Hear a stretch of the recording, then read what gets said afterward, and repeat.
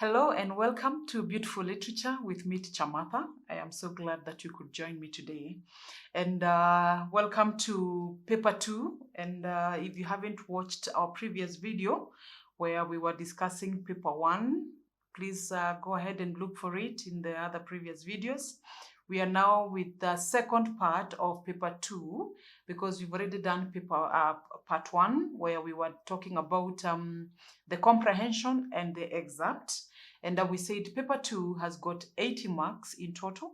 And we said comprehension has 20 marks and the excerpt has got 25 marks. And we also said that it's for you to do those two, you will need to master the art of comprehending, of understanding, of going into the details, reading the passage given and make sure that you understand the comprehension. The other part for the excerpt, you need to make sure that you understand the text very well. You're able to be familiar with it. You're not a stranger to it. And for those students who are not comfortable reading, I think you need to get out of your comfort zone and read through those books, however tiring it is, because by the end of the day, you may not be able to hack it if you are the ones who rely on the teacher's guides or the guides to whatever those books. You will need to go down and just read those books yourself. Otherwise, you will struggle a lot when it comes to the excerpts, when it comes to even Paper 3. And so therefore today, we wanted to carry on with the Part 3 of the third question in Paper 2, and that is the poetry part, because Paper 2 has got poetry, or it can also have an oral narrative or an oral song. It can be either. You can either be brought a poetry, you can also be brought an oral narrative. And so therefore, let me also say that this part, irrespective of what it is, carries 20 marks. And therefore, I want to begin, what if it's a poetry? And remember, when you're dealing with Paper 1, you can have a look at it. We said that the questions, there's a poem that you brought in Paper 1 and under the oral skills part. And we said the questions that are in Paper 1, oral skills, are purely oral questions. I mean, the questions on oralies. How do you speak? How do you say something? But now, we look at the questions in Paper 2, the poetry bit, you realize that's a different set of questions altogether.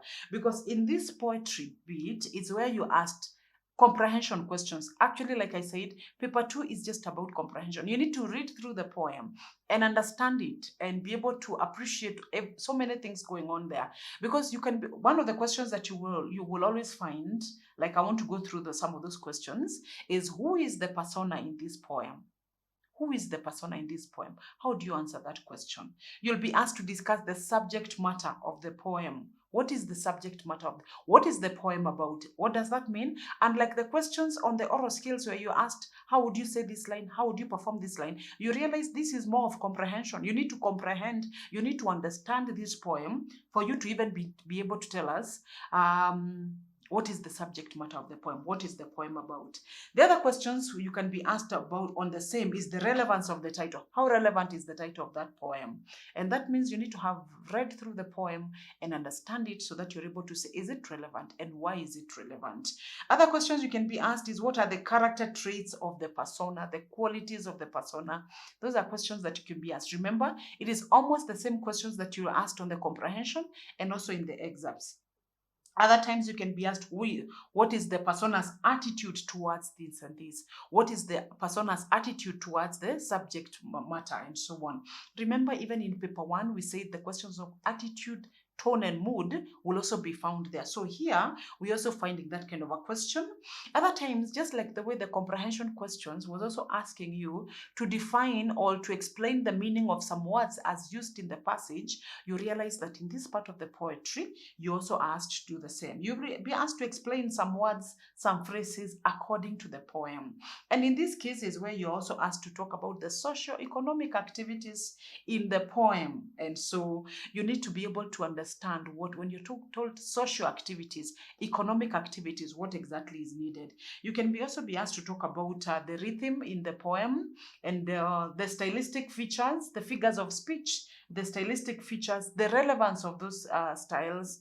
Those are very many questions that can be asked. You may not be asked all of them, but all of them should add up to 20 marks. Let me say at this point that it is important for you to be able to tell when you're talking about the stylistic devices, what exactly are they? Remember that stylistic devices are all of them, in general, all of them. We call them stylistic devices. It's a general term that includes everything, but you also can also be split it down.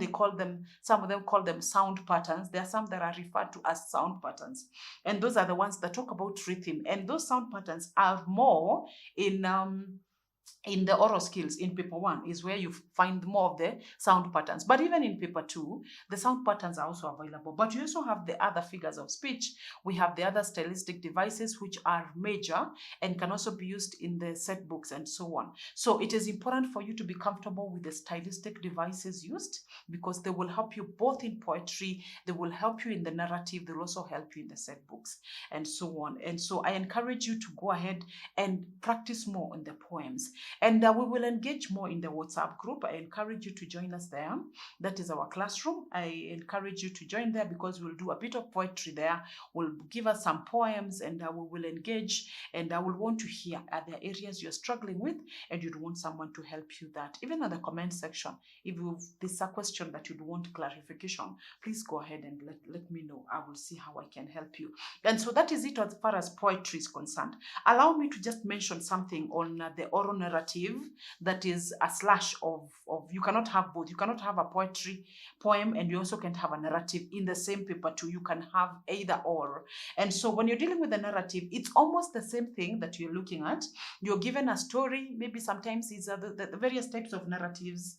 It can be a legend, it can be an archaeological, it can be dilemma, it can be whatever else. The various types of trickster narratives, and it can be any type of narrative. It can be monster narratives and so on. And so you will be asked questions. For example, let me just read through the questions you'll be tested on as far as the narratives are concerned. You can be asked what type or category of this narrative is. What does that mean? That you need to be able to look at, to tell the various types of narratives and what are their features. You can be asked to describe the character traits of a certain person or a character in that narrative. You can be asked to tell us the characteristics of features of that narrative. Why is it an ogre narrative? Why is it a monster narrative? Why is it a trickster narrative? Why would you say, what are the characteristics of that particular narrative? So oral literature, therefore, you need to have gone through it very well. You can be asked to identify the features of oral narratives found in that story.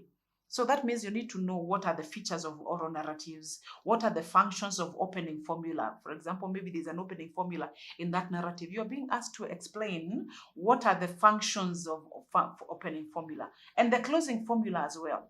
What do they do? Why are they important? Why does the author use an opening formula? Why do they use a closing formula? You can be asked, what is the role of the narrative in the society? And what is it educative? Is it entertainment? And so on. So there are so many questions that you can be asked. What are the economic activities in this community? What are the differences between this kind of narrative and the other? For example, you can be asked, if, for example, what you've given is a myth, you can be asked, what is the difference between this narrative and a legend? And so you need to be able to know what are the various features of various narratives. That way, you can be able to tell the differences and all that. If the animals that are used, you can be asked, why are animals used in this narrative?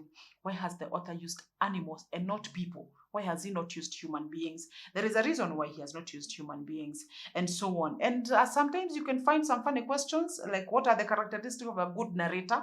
That is where you find them in that narrative part, and so on. So you can be asked to talk about the themes in that narrative and so on. So what we are saying is that when it comes to these questions, there are a host of questions you can be asked. And therefore, you need to make sure that you have revised well, make sure you're comfortable with the oral literature notes. That way, you can be able to answer the questions on oral narratives. And maybe before I comment something, let me move on to the grammar so that we finish up on what is required for paper 2. So now we've done the poetry bit and the narrative bit, that is 20 marks. Earlier we had done the excerpt, 25 marks, when we also had done the comprehension, which is 20 marks. And now we are left with the grammar, that is 15 marks.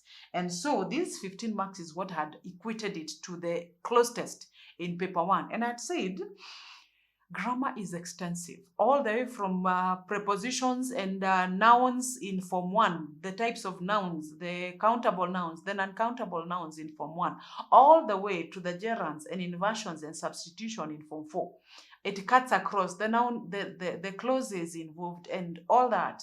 There is so much in grammar. And somebody said, why would we be doing all this grammar we are doing and yet we are only tested 15 marks? And then that means it is not important. Well, I mean, you can just ignore. In fact, those 15 marks are very easy, and we don't have to really go into all those books and do all those exercises, mark them, and so on. And I said that it's important for you to understand the place of grammar in your whole presentation, in the whole paper. For example, the reason why you're being taught about the subject-verb agreement, you may not be tested on this part for grammar, but that skill of the subject-verb agreement is what you will need in your every presentation, whether you're doing the functional writings, whether you're doing the clause tests, or you're doing the poetry. You will need all those small skills. When you talk about the noun phrases, you talk about complex sentences and compound sentences and conjunctions and subordinates and main clause, all those things that we're talking about in grammar, they have a place to play. It's like a foundation. It may not even be seen so much, but if the teacher didn't take you through those grammatical parts of it, if it didn't take you through the infinites, the gerunds, all that, you realize that it affects your overall presentation. You can't even do paper 3, you can't even do paper 2. So please do not downplay the role of grammar because it's 15 marks and something very shallow. It is not. It is the foundation. It is the basics where we speak our English. It is the one that helps us to do everything else that we do. So therefore, I wanted to say that because some people think that because it is 15 marks, therefore it is not important. If you miss it out on the grammar, then you're guaranteed to miss out on almost every other aspect of those 3 papers. And so I want to say that there is no particular way of passing grammar bit. The only particular way I know is practice and practice and practice. Like I said with the clause test, you need to do so much of those questions, and you have everything. You have all those questions everywhere in your grammar exercise books, in the KLBs, in the revision books. There is so much grammar in there. Pick particular topics and just go through them. Prepositions, go through them. Do you know how to answer those questions on active and passive voice, the direct and indirect, all those things? Are you able, transitive and are you able to answer those questions? Do you understand the concept? It is important for you to be able to understand that. So that is more on grammar. And I want to say that the only one thing I can tell you is that do more practice. It carries 15 marks. And so I want to conclude at that and say that I want to hope that you're ready for paper 2 and you can handle paper 2. You're most welcome to engage with me on wherever else you can find me. And let's see, how can we handle paper 2? How can we pass paper 2? Always do not begin your paper with grammar. Begin with comprehension. Go to the excerpt. Go to the poetry or narrative. And finally, finish with grammar. When you're tired, you're winding up with the easy part. You're winding up with the quick part. Don't start when you're fresh with the quick part. Eat the ugly frog first, they say. Don't start with the sweet one and end with the ugly one. Start with the ugly one. And then by the end of the day, when you're tired and exhausted and it's over 2 hours, then you're finishing up strong. So I think I want to end it at that. And thank you very much for watching.